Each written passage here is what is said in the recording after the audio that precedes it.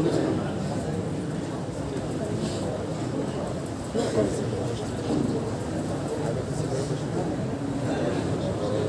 রাব্বুল আলামিন আমাদেরকে সবচেয়ে সুন্দর করে সৃষ্টি করেছেন। কি করে সৃষ্টি করেছেন? সবচেয়ে সুন্দর করে সৃষ্টি করেছেন। এর থেকে সুন্দর দুনিয়াতে আর কোন সৃষ্টিকে সৃষ্টি করেন নাই। আল্লাহ রাব্বুল আলামিন সূরা ৩ এ বলেন, লাকাদ খালাকনাল ইনসানা ফি আহসানি তাকওয়িম। আল্লাহ রাব্বুল আলামিন বলেন, আমি আল্লাহ সবচেয়ে সুন্দর করে, স্মার্ট করে, অসাম করে, সুদর্শন করে মানব জাতিকে সৃষ্টি করেছে। বলেন সুবহানাল্লাহ। সবচেয়ে সুন্দর করে কাদেরকে সৃষ্টি করেছেন? মানব জাতিকে, মানুষকে সৃষ্টি করেছেন।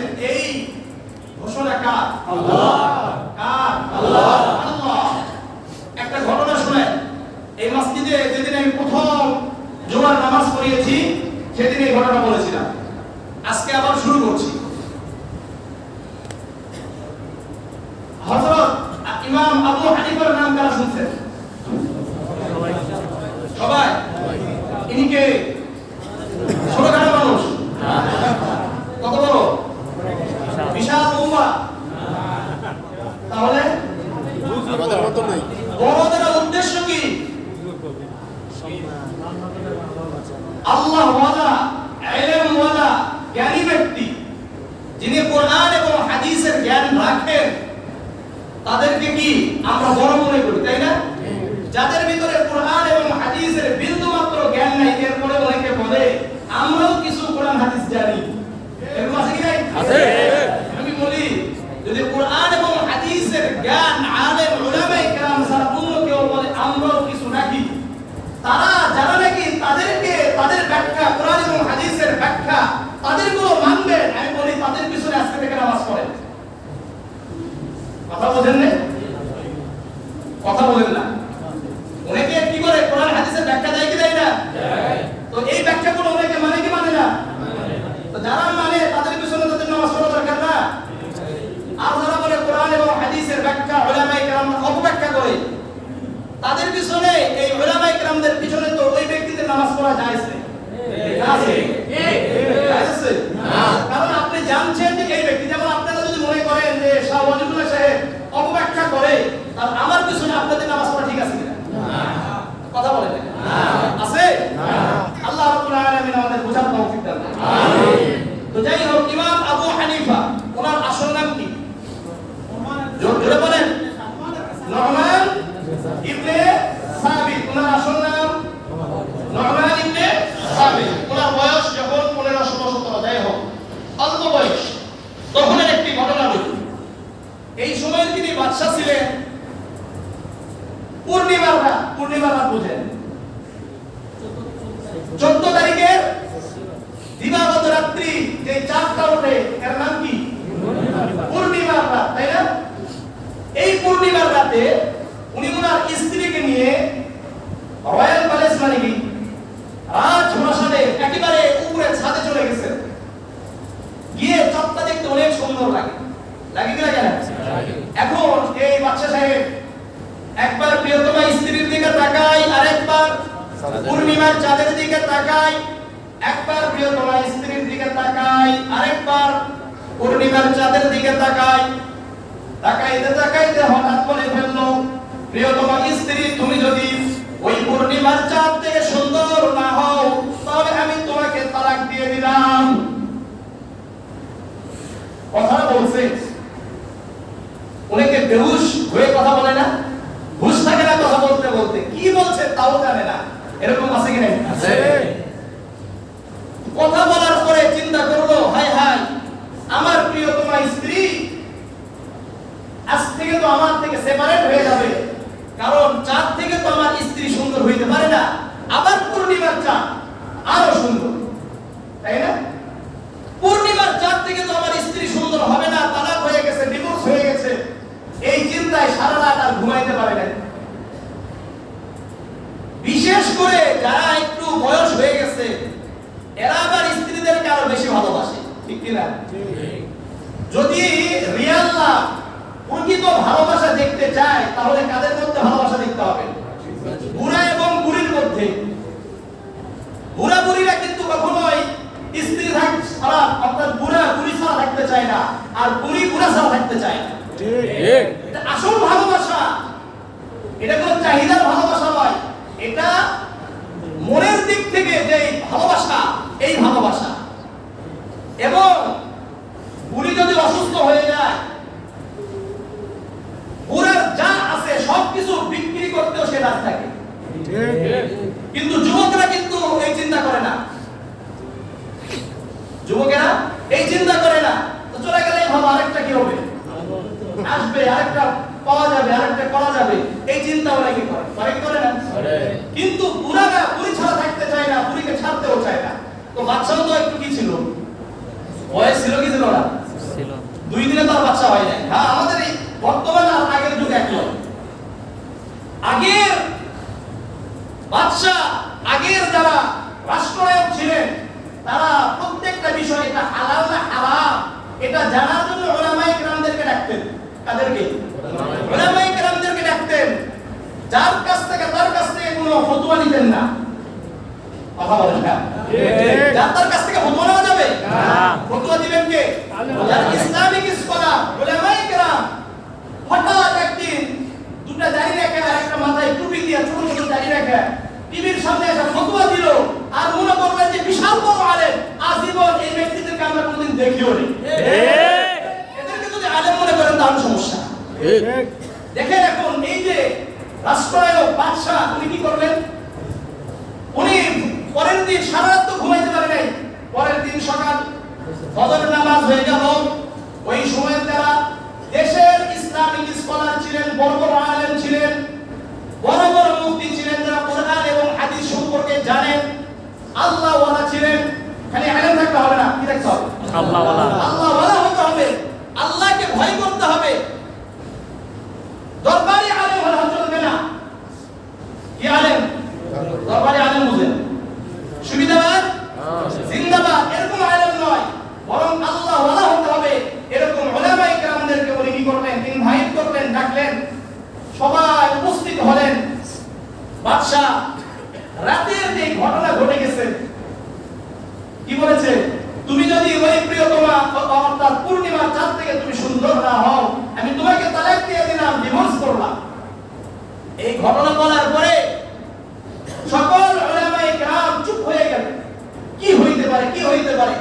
অনেকে বললেন, যেহেতু আপনার প্রিয়তমা স্ত্রী পূর্ণিমার চাঁদ থেকে সুন্দর নয়, সুতরাং এটা কি হয়ে গেছে? তালাক পতিত হয়েছে, আপনি আপনার স্ত্রী থেকে আলাদা থাকতে হবে। একজন ইমাম ইব্রাহিম নাখাঈ রাহিমাহুল্লাহ, উনি বললেন যে বাদশা মশাই, আমাকে একটা দিন সময় দেওয়া হোক। আমার একজন শিষ্য রয়েছে, ছাত্র রয়েছে, নু'মান ইবনে সাবিত, আমি তার সাথে একটু এই ব্যাপারে পরামর্শ করব। পরামর্শ করার পরে আপনাকে আমি উত্তর দিব। বাদশা মশাই বললেন যে ঠিক আছে, আপনাকে একদিন সময় দেওয়া হলো, আপনি আপনার ছাত্রের সাথে পরামর্শ করেন। ছাত্রের সাথে পরামর্শ করতে গিয়েছে, ছাত্রকে বলল যে এই অবস্থা, বাদশা তো তার স্ত্রীকে পূর্ণিমার চাঁদের সাথে তুলনা করে তালাক দিয়ে দিয়েছে। ছাত্র বলল যে হুজুর, কোনো চিন্তা করবেন না, আমি আজকের এশার নামাজ বাদশার যে মসজিদ রয়েছে এই মসজিদে আদায় করাবো। মসজিদে কি করাবে? ইমামতি করাবে। এখন এশার নামাজের সময় সকল পণ্ডিত, সকল ইসলাম স্কলাররা একত্রিত হয়েছে। আবার এই ছোট হুজুর কি চলে আসছে। এখন ছোট হুজুর বলে যে আমি নামাজ পড়াবো। এখন বড় বড় হুজুর সবাই আছে, এখন একজন আরেকজনকে বলে যে এত বড় বড় আলেমরা থাকতে ছোট হুজুর কিভাবে নামাজ পড়ায়? এখন ছাত্র মানুষ, এটা আমাদের মাঝেও বিভিন্ন জায়গায় হয়ে থাকে। ছোট মানুষ দেখলে সবার আর ভালো লাগে না, এই আবার কি জানেন, এরকম আছে কি না? এরকম আছে।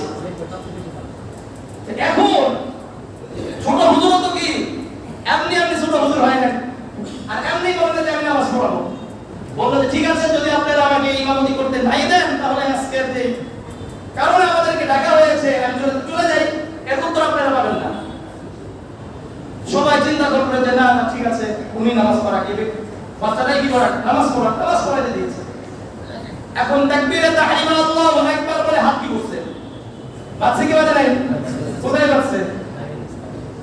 হ্যাঁ, ওই সময় কোনো নিয়ম ছিল না। তো যাই হোক, উপরে বাজুক আর নিচে বাজুক, যেখানেই বাজুক, সহি আছে কি নাই? আছে। নামাজে হাত বাঁধাটা কি সুন্নতে মুআক্কাদা না ওয়াজিব? দেখি কারা কারা ওয়াজিবের পক্ষে হাত উঠান। কেউ নাই? সুন্নতে মুআক্কাদা একজন পাইছি। সুন্নতে মুআক্কাদা হাত বাঁধাতে সুন্নতে মুআক্কাদা এই পক্ষের লোক কারা কারা আছেন? হাত উঠান। হ্যাঁ, মোটামুটি পাওয়া গেছে। করেন। এখন ফরজের পক্ষে কারা কারা আছেন? হাত উঠান। আবার একজন, ওই একজন ব্যক্তি ওয়াজিব হয়েছে, ফরজ হয়েছে। এখন সাধারণ সুন্নতের উপরে মানে হাত বাঁধাতে সাধারণ সুন্নত, হাত না বাঁধলেও নামাজ হয়ে যাবে, এরকম কারা কারা আছে? হাত বাঁধলে হয়ে যাবে। এলা হলো মাগরিবের মুসল্লি। আলহামদুলিল্লাহ, এটা হলো সাধারণ সুন্নত। কি সুন্নত? সাধারণ সুন্নত। কেউ যদি হাত নাও বাঁধে তার নামাজ হয়ে যাবে, কারণ এটা ফরজ না, ওয়াজিব না, সুন্নতে মুআক্কাদা না। এটা কি? সাধারণ সুন্নত। আর সাধারণ সুন্নত যদি ছুটে যায় তার নামাজ কি হয়ে যাবে। এখন আপনি কোথায় বাঁধবেন? নাভির উপরে না নাভির নিচে না বুকের উপরে? এটা বাঁধার ব্যাপারে উলামায়ে কেরামরা আইম্মায়ে কেরামরা মুস্তাহাব বলেছেন। যারা বলেছেন যে নাভির নিচে হাত বাঁধা, এটা তারা মুস্তাহাব বলেছেন, কারণ হাদিস আছে। যারা বলেছেন নাভির উপরে হাত বাঁধতে হবে, এটারও হাদিস আছে। আর যারা বুকের উপরে হাত বাঁধতে চাইছেন, এরাও কি আছে? হাদিস আছে, মুস্তাহাব বলেছেন। তাহলে মুস্তাহাব বিষয় নিয়ে পিরাপিরি করার দরকার আছে না? গুণগান করার দরকার আছে না? বিদ্বেষ ছড়ানোর দরকার আছে না? হ্যাঁ, তাকবীরে তাহরিমা আল্লাহু আকবার বলা কি ফরজ? ফরজ যদি ছুটে যায় নামাজ হবে না। এখন তাকবীরে তাহরিমা আল্লাহু আকবার বলে হাত বাঁধছে, সানা করছে, আউযু বিল্লাহ বিসমিল্লাহ পড়া কি সুন্নাত? সুন্নাত। এটা ওয়াজিব সুন্নাত না? ওয়াজিব না, সুন্নতে মুআক্কাদা? সুন্নাত, সাধারণ সুন্নাত। এরপরে সূরা ফাতিহা পড়েছে। সূরা ফাতিহার পরে আমিন জোরে আসতে আস্তে বলে কেন? জোরে বলুক, যাই বলুক না কেন, বলাটা সুন্নতে মুআক্কাদা। আস্তে বলা যারা বলছেন তারা কি বলছেন? এটা মুস্তাহাব। আর যারা জোরে বলছেন তারাও কি বলছেন? মুস্তাহাব। অর্থাৎ জেন্ডা বলে এদিক দিয়ে গেলেও যাওয়া যাবে, আবার পশ্চিম পাড়া হয়ে গেলেও যাওয়া যাবে। কারো কাছে কেউ কেউ বলবে যে এদিক দিয়ে যাওয়া উত্তম, আর কেউ কেউ বলবে এদিক দিয়ে যাওয়া উত্তম। ঠিক কিনা? ঠিক। এটা শুধুমাত্র কি থাকবে? তার ভিউ, তার অ্যাটিটিউডের উপর নির্ভর করবে। যার কাছে মনে হবে যে না এদিক দিয়ে যাওয়াটাই কি, এই এলাকার কয়েকজন মানুষকে যদি আপনি জিজ্ঞাসা করেন যে ডেল্লাপুর যাওয়া কোন দিক দিয়ে সহজ হবে, দেখবেন এখানে দুই দল হয়ে যাবে। হবে কি হবে না? হবে কি হবে না? কেউ বলবে যে এদিক দিয়ে যাওয়া উত্তম, আর কেউ বলবে যে এদিক দিয়ে যাওয়া উত্তম। তো উত্তম নিয়ে মারামারি করার দরকার আছে? এখন যদি বলেন না ভাই না এদিক দিয়ে যেতে হবে, এদিক দিয়ে যেতে হবে, তাহলে গন্ডগোল হবে। আর যদি বলেন যে ভাই এদিক দিয়ে আপনি যেতে পারেন, এদিক দিয়েও যেতে পারেন, কোনো সমস্যা নেই, আমার কাছে মনে হয় এদিক দিয়ে যাওয়াটা ভালো, তাহলে কি আর কোনো গন্ডগোল হবে? না। গন্ডগোল আছে? না। বিরাদরি হবে? না। বিদ্বেষ ছড়াবে? না। গালিগালাজ হবে? কিচ্ছু হবে না। তাহলে সবাই ঐক্যবদ্ধ হবে, কি করতে পারবে? কাজ করতে পারবে। আজকে মুসলমানদের ভিতরে এই সাধারণ সুন্নাত, সাধারণ মুস্তাহাব বিষয় নিয়ে কি আছে? আছে কি নাই? ঠেলাঠেলি আছে কি নাই? আর এই ঠেলাঠেলির সুযোগে নাস্তিকরা মুসলমানদেরকে মারছে কি মারছে না? মুসলমানদেরকে গালি দিচ্ছে কি দিচ্ছে না? উলামায়ে কেরামদেরকে গালি দিচ্ছে কি দিচ্ছে না? কারণটা কি? ইউনিটি নাই। আল্লাহ রাব্বুল আলামিন আমাদের উলামায়ে কেরামদের মাঝে, মুসলমানদের মাঝে ইউনিটি, ঐক্যবদ্ধ হয়ে কাজ করার তৌফিক দান করুন। আমিন। এখন আমিন বলার পরে হুজুর শুরু করছেন, ছোট হুজুর, ওয়াদ-দীনি ওয়াজ-যাইতুন ওয়া তুরি সিনিন ওয়া হাযাল বালাদিল আমিন লাকাদ খালাকনাল ইনসান। ইনসান শব্দের অর্থ হলো মানুষ। ইনসান শব্দকে উনি বাদ দিয়ে দিলেন। ইনসান শব্দের জায়গায় উনি বললেন লাকাদ খালাকনাল বাদারা ফি আহসানি তাকওয়িম। ইনসান থাকলে অর্থ কি দাঁড়ায়? আমি আল্লাহ সবচেয়ে সুন্দর করে মানুষকে সৃষ্টি করেছি। আর ইনসান শব্দের জায়গায় বদর দিলে, বদর মানে হলো পূর্ণিমার চাঁদ। বদর মানে পূর্ণিমার চাঁদ। অর্থ দাঁড়ায় আমি আল্লাহ সবচেয়ে সুন্দর করে পূর্ণিমার চাঁদকে সৃষ্টি করেছি। যেই পিচ্চি হুজুর, ছোট হুজুর লাকাদ খালাকনাল বাদারা ফি আহসানি তাকওয়িম বলেছে, সঙ্গে সঙ্গে পিছনে থেকে লুকমা দিলেন লাকাদ খালাকনাল ইনসানা ফি আহসানি তাকওয়িম। ছোট হুজুর তো আগে থেকে কি করে আসছে? প্ল্যান করে আসছে। হুজুর অন্য করে না, ছোট হুজুর কি নাই না, লুকমা আর ধরে না।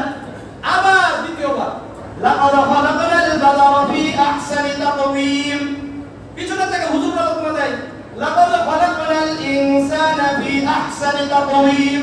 ছোট লোকমা দেয় না, দ্বিতীয়বার নাই, তৃতীয়বার আবার লোকমা দিয়েছেন, তৃতীয়বার লোকমা দেয় না। লোকমা না দিয়ে উনি কি করছেন? নামাজ ছেড়ে দিয়েছেন।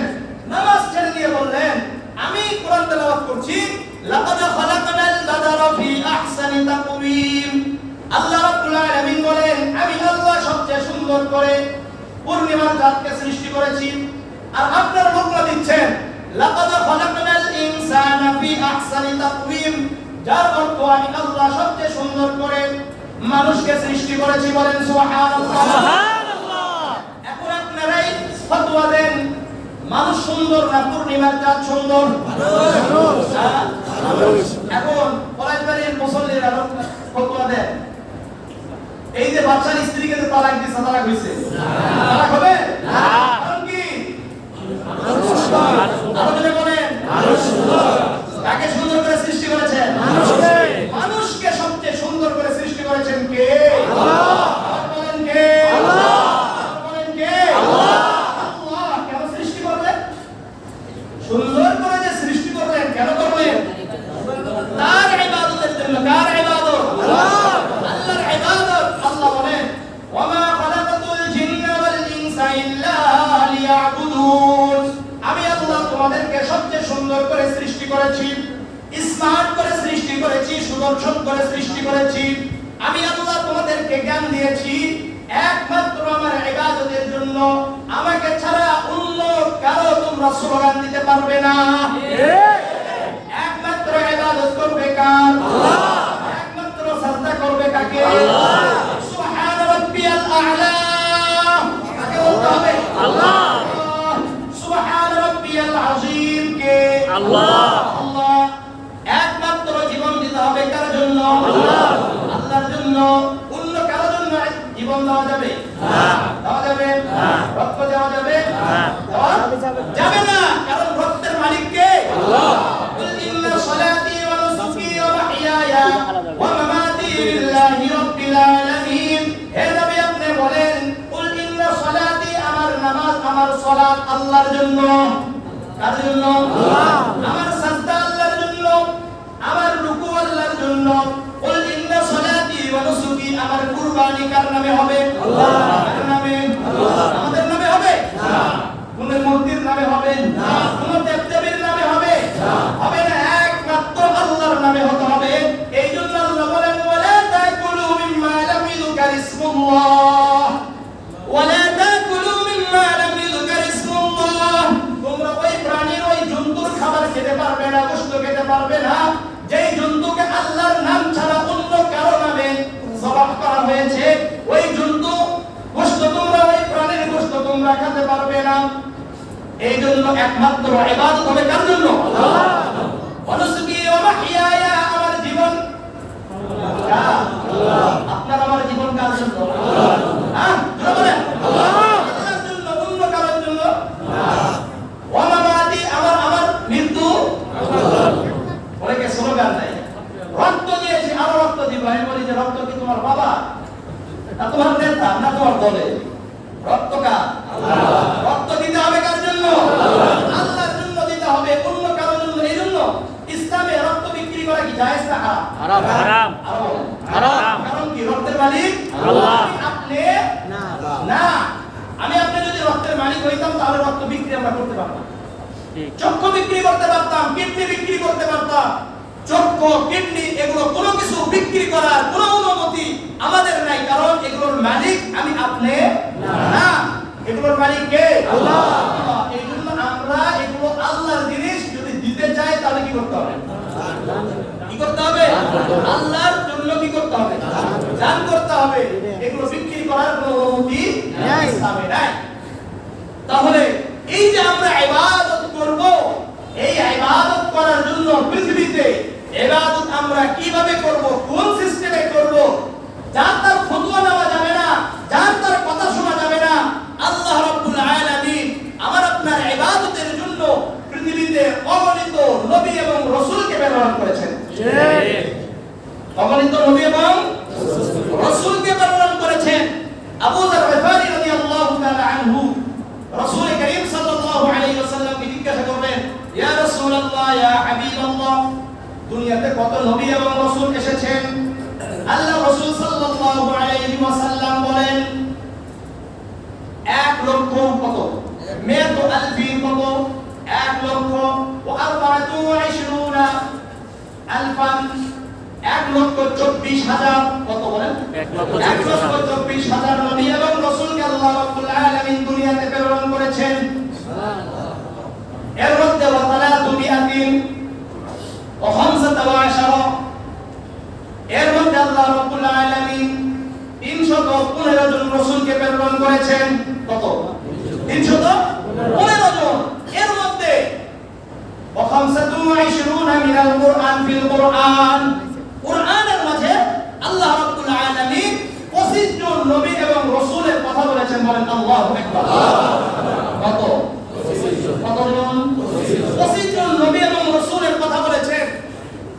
নবী এবং রাসূলের কথা কোরআনে যে 25 জন বলেছেন তার মধ্যে সূরাতুল আনআমে 84, 85 এবং 86 নম্বর আয়াতে 17 থেকে 18 জনের নাম আসছে। কতজন? وَوَهَبْنَا لَهُ إِسْحَاقَ وَيَعْقُوبَ كُلًّا هَدَيْنَا وَنُوحًا هَدَيْنَا مِن قَبْلُ وَمِن ذُرِّيَّتِهِ دَاوُودَ وَسُلَيْمَانَ وَأَيُّوبَ وَيُوسُفَ وَمُوسَى وَهَارُونَ وَكَذَلِكَ نَجْزِي الْمُحْسِنِينَ وَزَكَرِيَّا وَيَحْيَى وَعِيسَى وَإِلْيَاسَ كُلٌّ مِّنَ الصَّالِحِينَ وَإِسْمَاعِيلَ وَالْيَسَعَ وَيُونُسَ وَلُوطًا وَكُلًّا فَضَّلْنَا عَلَى الْعَالَمِينَ وَوَهَبْنَا لَهُ إِسْحَاقَ وَيَعْقُوبَ كُلًّا هَدَيْنَا وَنُوحًا هَدَيْنَا مِن قَبْلُ এখানে কতজন আসছে? এরপর সূরাতুল আম্বিয়া 85 নম্বর আয়াতের মধ্যে ওয়া ইসমাঈল ওয়া ইদ্রিস ওয়া যালকিফ ইদ্রিস এবং যালকিফ যালকিফের নামে শুনছেন আপনারা? এটা একজন নবী। এখানে 2 জনের কথা আসছে। কতজন? কতজন? 2 জন। সূরা হুদে ওয়া ইলা আদিন আখাহুম হুদা একটা ওয়া ইলা আদিন আখাহুম সালিহা কতজন আসছে? এরপর ক্বালু ইয়া শুআইব এটাও সূরা হুদের মধ্যে আসছে। কোথায় আসছে? সূরা হুদের মধ্যে আসছে। ওয়া আল্লামা আদাম আল আসমাআ কুল্লাহা এখানে কার নাম আসছে? আদম আলাইহিস সালাতু ওয়াস সালাম। আর আমার আপনার নবী মুহাম্মদুর রাসূলুল্লাহর কথা কোরআনে মুহাম্মদ নামে কয়বার আসছে? 4 বার। আর আহমদ একবার। মা কানা মুহাম্মাদুন আবা আহাদিন মির রিজালিকুম একটা। ওয়া মা মুহাম্মাদুন ইল্লা রাসূল কয়টা গেল? 2টা। মুহাম্মাদুর রাসূলুল্লাহ কয়টা? 3টা।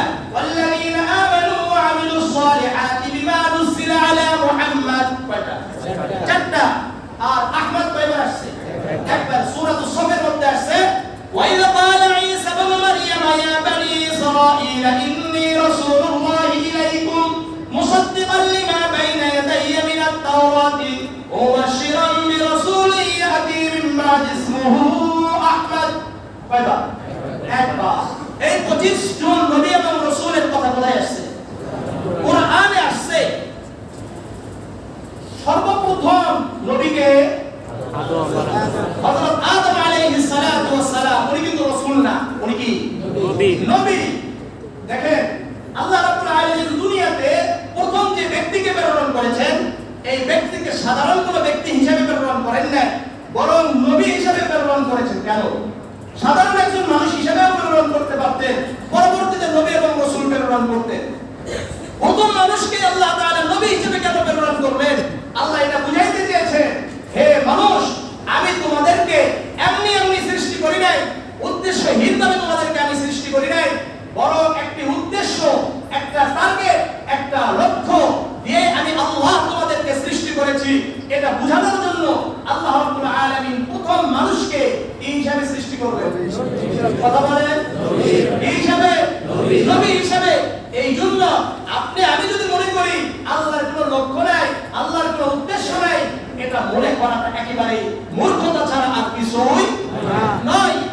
আমি আপনাদের সামনে রাসূল করিম সাল্লাল্লাহু আলাইহি ওয়াসাল্লামের আলোচনা দীর্ঘ করেছি, তো 2-3 দিন থেকে একটা চিন্তা করলাম যে আসলে কমপক্ষে কোরআনে বর্ণিত যে নবী এবং রাসূল আছে তাদের জীবনীটা আমাদের সামনে থাকা খুবই জরুরি। আমাদের সামনে থাকা খুবই জরুরি।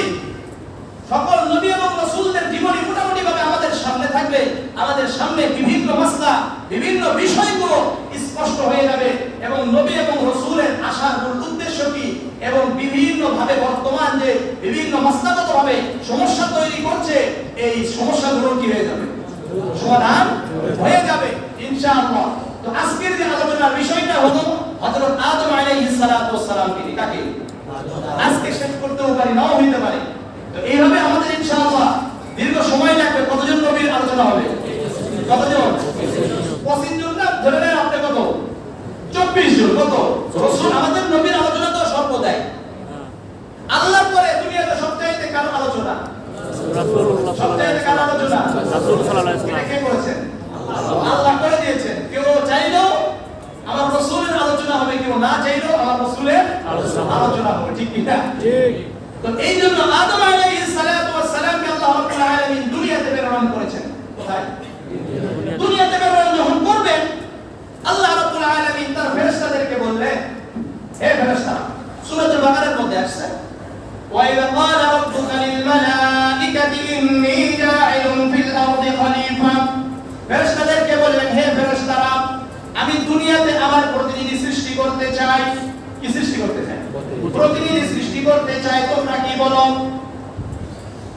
এখানে আল্লাহ রাব্বুল আলামিন যদি ফেরেশতাদেরকে না জিজ্ঞাসা করতে, আল্লাহর কি কোনো সমস্যা হইতো? না। এখানে আল্লাহ রাব্বুল আলামিন এটা বুঝাইতে চাইলেন, হে বান্দারা, হে আমার বান্দা, তোমরা জেনে রাখো, যখন তোমরা কোনো কাজ করবে, তোমরা একাকী কাজ করবে না, বরং তোমার কাছে যারা থাকবে তাদের সাথে একটু পরামর্শ করে নেবে। কি করবে? পরামর্শ করবে, মাশওয়ারা করে নেবেন। তাহলে এর মধ্যে আল্লাহ রাব্বুল আলামিন বরকত দান করবেন। সুবহানাল্লাহ। কি করবেন? বরকত দান করবেন। এই কথাটা কার? আল্লাহ। ওয়া ইযা ক্বালা রাব্বুকা লিল মালাইকাতি ইন্নী জাইলুন ফিল আরদি খলিফা।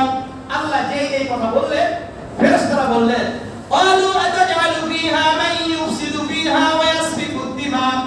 আয় আল্লাহ, আপনি এমন একটি জাতিকে সৃষ্টি করছেন যে জাতি পৃথিবীতে এসে রাজনীতি দুর্নীতি উন্নয়ন করবে, একে অপরকে হত্যা করবে, ডাকাতি করবে, একে অপরের মাল আত্মসাৎ করবে, প্রতারণা করবে, মারামারি করবে, কাটাকাটি করবে।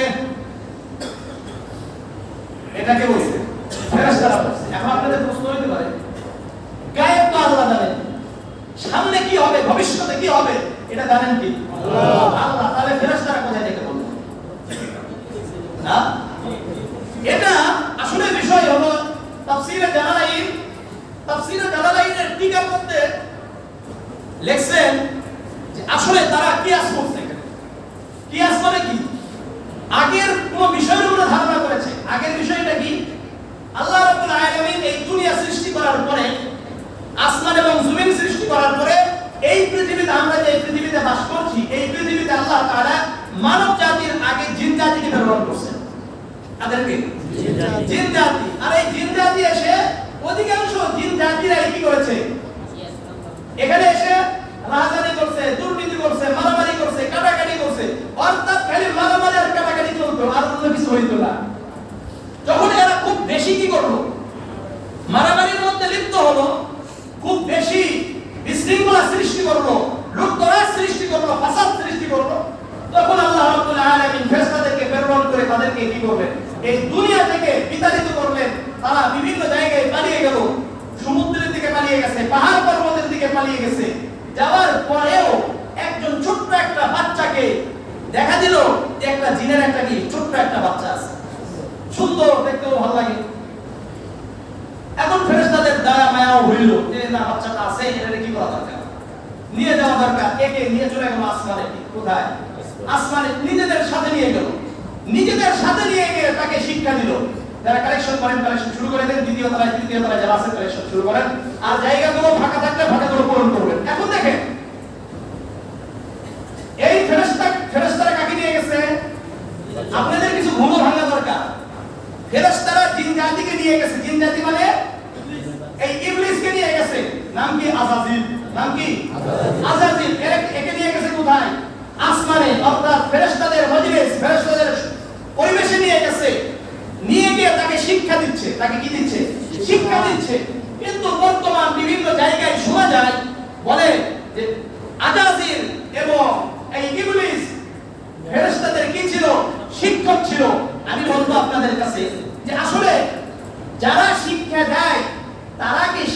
হয় না ছাত্র হয়? আগে বুঝেন।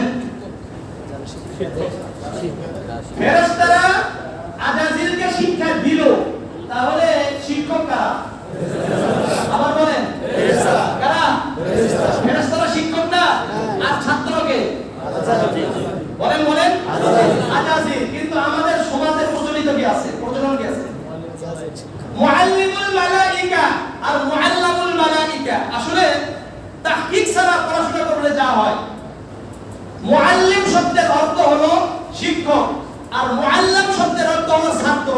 আসলে লেখা আছে মুআল্লামুল মালাইকা, লামের উপরে জবর, আর কি করছে এর উল্টায়া মুআল্লিমুল মালাইকা বানাইছে। কি বানাইছে? মুআল্লিমুল মালাইকা। ফেরেশতাদের কি সর্দার, ফেরেশতাদের শিক্ষক হিসেবে আমরা বিভিন্ন জায়গায় চালিয়ে দিই কি দিই না? আসলে বাস্তবতা কি? ছাত্র। আপনারা বিষয়টা বুঝছেন কিভাবে? যেহেতু তাকে তারা নিয়ে গেছে, নিয়ে গিয়ে কি করলো? শিক্ষা দিল। এখন আমি আপনাদেরকে আরো বলি বিষয়টা। মনে করলেন মুয়াজ্জিন সাহেব হুজুর আমাকে ছোট থেকেই পাইছেন, পাওয়ার পরে উনি আমাকে শিক্ষা দিয়েছেন। আমি যত বড়ই কিছু হয়ে যাই না কেন, পুরো দুনিয়া যদি ইসলামিক স্কলার হয়ে যায়, পুরো দুনিয়ার মধ্যে যদি আমি ফেমাস হয়ে যাই, সবচেয়ে বড় আলেম হই, তারপরেও কি আপনারা কোনোদিন বলতে পারবেন যে আমি হুজুরের শিক্ষক না হুজুর আমার শিক্ষক? কথা বলেন। হুজুর আমার শিক্ষক, আমি হুজুরের শিক্ষক হইতে পারি না। কারণটা কি? আমাকে তো উনি শিক্ষা দিয়েছেন, আমি মনের থেকে এখন বেশিও জানতে পারি। এটা বলেন ব্যাপার। যেমন আমরা যাদের কাছে হেফজ করেছি, ওনারা ওই হেফজখানাতে এখনো আছেন। আমার যে শিক্ষক, আমার যে কারি সাহেব, অর্থাৎ যার কাছে আমি আলিফ বা তা সা শিখেছি, ওনারা এখনো পর্যন্ত ওই এলাকায় ওইখানেই কি আছেন। ওই বিভিন্ন জায়গায় পড়াশোনা করেছি, বিভিন্ন জায়গায় পড়াশোনা করছি। এমনকি আমাদের নওগাঁতে যখন আমি যাই, তখন হুজুররা বিভিন্ন এসে দেখে যে হুজুর আমার পিছনে বসে। তাই বলে কি আমি তার কি শিক্ষক না, আমি তার ছাত্র? আজীবন কিয়ামত পর্যন্ত যদি হুজুর কাছে থাকে, আমাকে তার সামনে আত্তাহিয়াতুর শুরুতেই বসতে হবে। কোন সময় আমি কি বলতে পারবো যে আমি তার থেকে বড়? কথাটা বুঝেন? বুঝছেন আপনারা? এটা হলো আদব, এটা হলো আদব, এটা হলো কি সভ্যতা। আপনি যতই বড় হয়ে যান না কেন, শিক্ষকের কাছে আপনি কি ওই ছাত্র, বাবার কাছে আপনি ওই ছেলে। আপনি দুনিয়ার সবচেয়ে বড় হয়ে যান না কেন, কোনো সমস্যা নাই, কিন্তু বাবার কাছে আপনি ওই ছেলে। কোন ছেলে? যে পেশাব পায়খানা করতে না অন্য কিছু।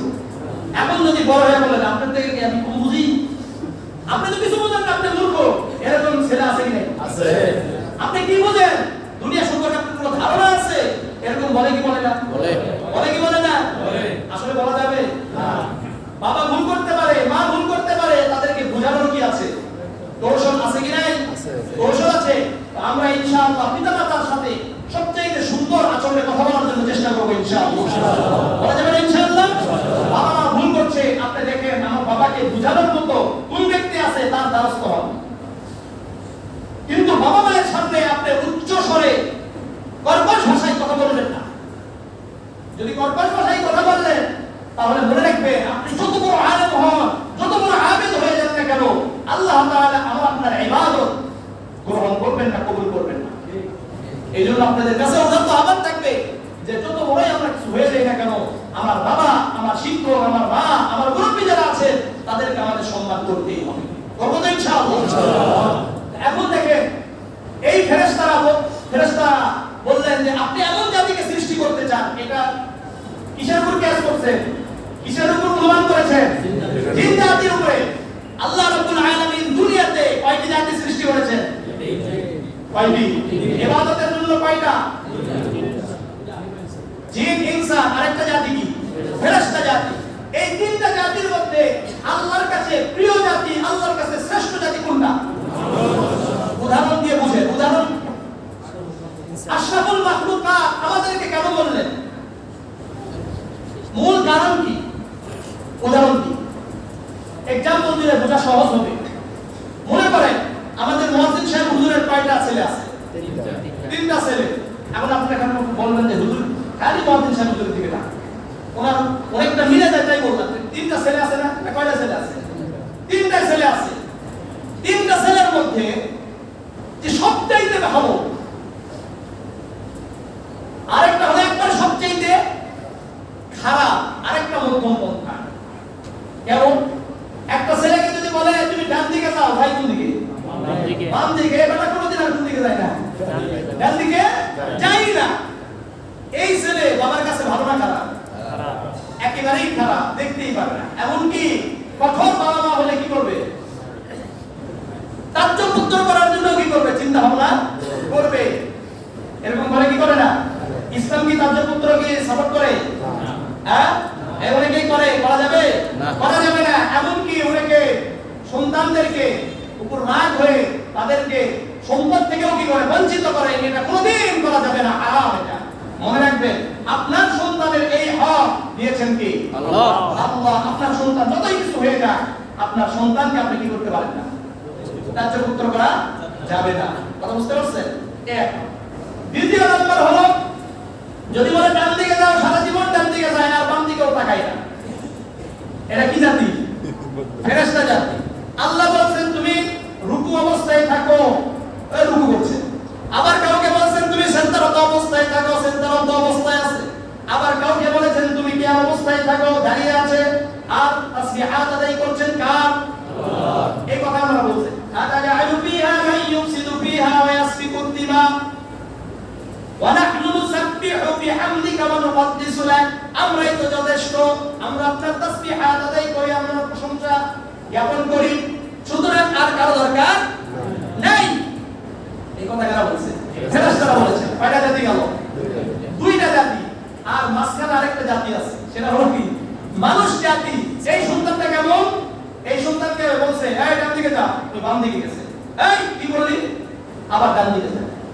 আবার কিছু ভুল করার পরে, আব্বা আমি ভুল করছি, আর জীবনে করবো না আল্লাহ, আব্বা এটা কোনোদিন ভুল করবো না।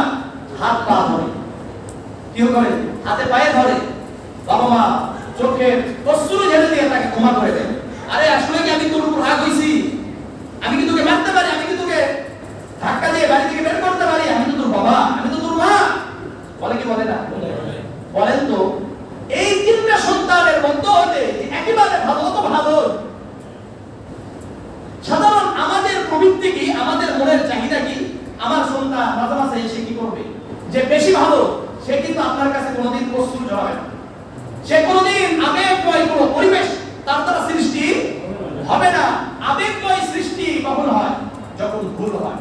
যেই পরিবারের মধ্যে, যেই স্বামী স্ত্রীর মাঝে মনোমালিন্যতা নাই, যেই স্বামী স্ত্রীর মাঝে মাঝে মাঝে অভিমান নাই, ওই স্বামী স্ত্রীর মাঝে কখনোই ভালোবাসা বৃদ্ধি পায় না। কখনো কি হবে না? বৃদ্ধি হবে না। এই জন্য মাঝে মাঝে কি দরকার? অভিমান দরকার। মাঝে মাঝে কিছু ঝগড়া হওয়া দরকার। ঝগড়া হলে ভালোবাসা বৃদ্ধি পায়। সন্তান যখন নাকি কি করবে? কিছু দুষ্টমি করবে। সন্তান আঘাতপ্রাপ্ত হলে কি হয়? ভালোবাসা বৃদ্ধি পায়। পাই কি পাই না? আমার রাসূলকে মাঝে মাঝে কেউ যদি কটূক্তি না করে, মুসলমানদের ঈমান জাগ্রত হয় না। আমার বিরোধী কারা কারা আছে আর কারা কারা আমাকে ভালোবাসে, এটা কখন প্রমাণিত হবে? যখন আমার কোনো সমস্যা তৈরি হবে, তখন দেখা যাবে এই এলাকায় কতজন আমাকে প্রকৃত ভালোবাসার, কয়জন বিরোধী আছে। কথা বলেন নাই? মাঝে মাঝে বাংলাদেশের বিভিন্ন ঘাপটি মারা সুশীল সমাজ, এরা প্রমাণিত হয় কি হয় না? হয় কি হয় না? গতকাল একজন বলছে, যার পক্ষে আমাদের অনেক হুজুররা আমরাও কি করি? সাপোর্ট দিই। বলে যে ভালো মানুষ, অনেক করোনা ভাইরাসের জন্য কি করছিল? ওষুধ তৈরি করছিল, কিন্তু কি করে না? এটা করে না। সে গতকাল বলেই ফেলাইছে যে করাটা হলো কি? স্বাস্থ্যের জন্য ক্ষতিকর। আল্লাহ রাব্বুল আলামিন এই সমস্ত মুনাফিক থেকে মুসলমানদেরকে, বাংলাদেশকে হেফাজত করে। আমিন। এই জন্য ঘাটতি মারা কিছু আছে কি নাই? আছে। এগুলো ধরা খাবে? এগুলো কি খাবে? ধরা খাবে। আল্লাহ তাআলা এগুলো থেকে আমাদেরকে হেফাজত করে। আমিন। যাই হোক, আমি বলছিলাম কয়টা সন্তান? তিনটা সন্তান। এখন আপনাদের কাছে আমার প্রশ্ন, কোন সন্তানকে বাবা মা বেশি ভালোবাসবে? বলেন বলেন। যেটা মাঝে মাঝে ভুল করে, মাঝে মাঝে কি করে? ভালো অর্থাৎ কান্নাকাটি করে মাপ চায় এই ব্যক্তিকে। ঠিক কি ছেলেকে? ঠিক কি না? তেমনি ভাবে আমরা মানুষ, আমরা কি করি? ভুল করি। আবার আমরাই আল্লাহর কাছে সেজদারত হয়ে, আল্লাহ আমি সবচাইতে খারাপ হয়ে গেছি, আল্লাহ আপনি আমাকে মাফ করে দেন। ঠিক। আল্লাহ সঙ্গে সঙ্গে বলে, হে আমার বান্দা, আমি তোকে মাফ করে দিলাম। সুবহানাল্লাহ। আকরাবুল মা ইয়াকুনু আল-আবদু লির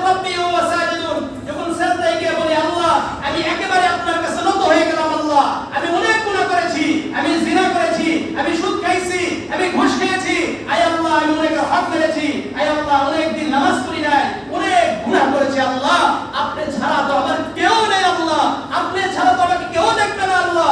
সঙ্গে সঙ্গে আল্লাহ রাব্বুল আলামিন বলবে, হে বান্দা তোকে আর বলতে হবে না, আমি আল্লাহ তোকে তো সৃষ্টি করেছি ক্ষমা করার জন্য। সঙ্গে সঙ্গে আল্লাহ তাআলা তাকে মাফ করে দেবে। সুবহানাল্লাহ। সঙ্গে সঙ্গে এই গুনাহগার ব্যক্তি সেজদায় যাওয়ার কারণে একেবারে আল্লাহর নৈকট্য অর্জন করবে। সুবহানাল্লাহ। এটা হলো আমরা মানুষ, ঠিক আছে ইনশাআল্লাহ। এইজন্য ইনশাআল্লাহ আমরা সবাই একমাত্র কাকে সিজদা করব? আল্লাহকে সিজদা করব। আল্লাহ রাব্বুল আলামিন আমাদের আলোচনা শুরু হয়েছে কাকে নিয়ে? আদম আলাইহিস সালাতু ওয়াস সালামকে নিয়ে। আদম আলাইহিস সালাতু ওয়াস সালামের সাথে ইবলিসের কি কি কারণ হয়, ইবলিসের কি কি সমস্যা তৈরি হয়েছে, ইনশাআল্লাহ আমার এইভাবে আলোচনা চলতে থাকবে। আলোচনাগুলো যদি মনোযোগ সহকারে শুনেন, আপনারা অবশ্যই কোরআন এবং সুন্নাহর আলোকে যেগুলো কোরআনে আছে, বানানো কোনো কথা এখানে বলা হবে না। এখানে যেগুলো কোরআনে যেগুলো আছে আয়াতগুলো বলে বলে তাফসীরে যা আছে এগুলোই আলোচনা হবে ইনশাআল্লাহ। আমি আপনাদেরকে বলবো যে যদি এই 25 জন নবী এবং রাসূলদের আলোচনাটাকে সুন্দরভাবে জানতে চান তাহলে পরে আসতে হবে না আগে আসতে হবে? আগে। শুধুমাত্র আমাদের এই একতলা তলা যারা থাকেন তারাই আগে আসবেন, দুই তলা তিন তলা আমাদের তো আসলে কি দরকার নেই, জানা দরকার না। এই জন্য ওরা কি আসে? পরে আসে। আর যারা কিছু আছে যে এলাকার যে আমরা তো আসলে জুমার নামাজ মানে বলবো শেষের 2 রাকাত, কত? শেষের 2 রাকাত। আসলে জুমা কি তাই অর্থ না? জুমা মানে কি? জুমা শব্দের অর্থ কি? একত্রিত হওয়া। এটা একত্রিত হওয়ার দিন, এটা ঈদের দিন, তাই না? এটা আগে আসবো না পরে আসবো? আগে। আল্লাহ রাব্বুল আলামিন আমাদের সবাইকে কবুল করেন, ইসলামের সঠিক বুঝ দান করেন। আল্লাহ রাব্বুল আলামিন আমাদের সবাইকে কবুল করেন। আসসালামু আলাইকুম ওয়া রাহমাতুল্লাহি ওয়া বারাকাতুহু। যারা সুন্নাত পড়েন